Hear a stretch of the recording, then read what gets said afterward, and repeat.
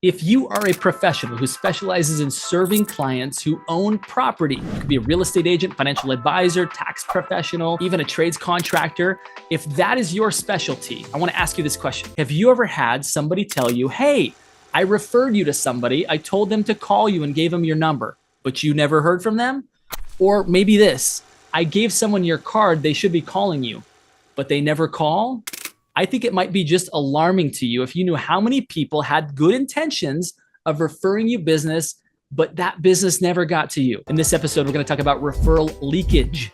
In other words, people send a referral, it never gets to you. We're going to talk about the top 3 reasons as to why that happens and what you can do in order to stop the leakage in your business.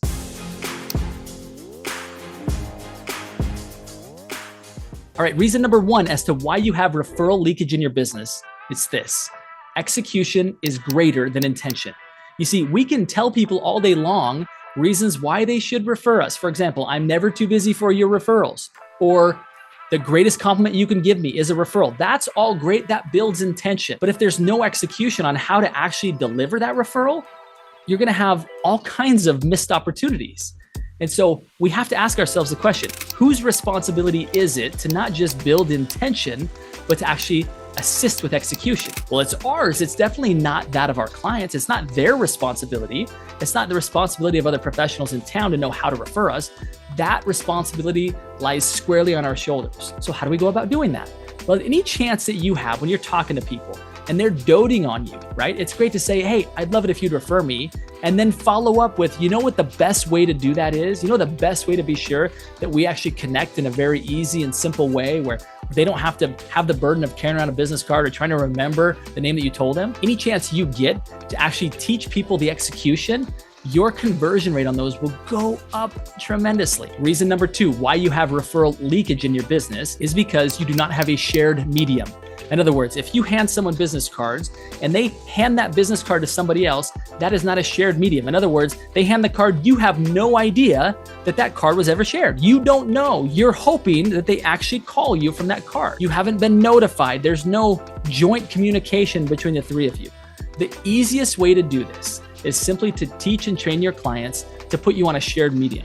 Now, in many cases, the very best way is a 3-way text message. In other words, the referrer, you, the recipient of the referral, and the person being referred. In one fell swoop, both parties are being notified, both the recipient of the referral and the person being referred, that this referral is being passed. Now, this is in your hands. You have the ability to follow up because the referral was made, the introduction was made. Whereas if you're just giving people a phone number or a business card, there's no shared medium. There's such a small chance that that's ever going to get to you, that people are going to keep that card and call you when you're ready. You're putting the onus on the person being referred to actually do the work. That's not fair to them. So the key is actually when you're training people is to say a 3-way text message is very best. Now, some people don't like sharing cell phone numbers. So if in that situation, and I know that there are some professionals out there, for example, like attorneys and tax professionals, who that may not be the preferred way to do it. They have more of a personal line and a business line. In those situations, email can work. However, it's also very important to train them. If I do send an email, follow up with a text message saying, hey, I sent you an email.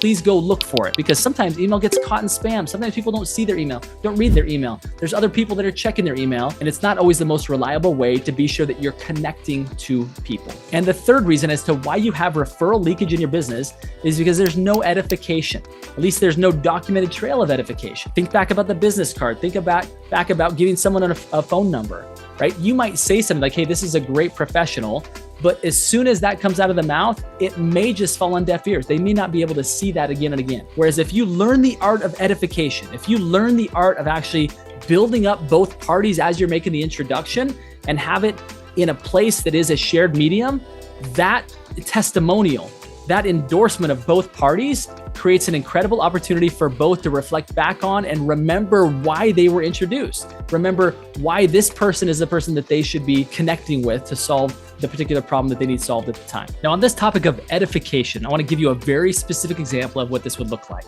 Okay, this is the opportunity for you to, again, make an introduction on a shared medium in a way that people will receive it and edify both parties at the same time. So you'll see here where it says, John, please meet Ali Puentes, who's one of our clients at Pro Insight, a level 10 real estate agent.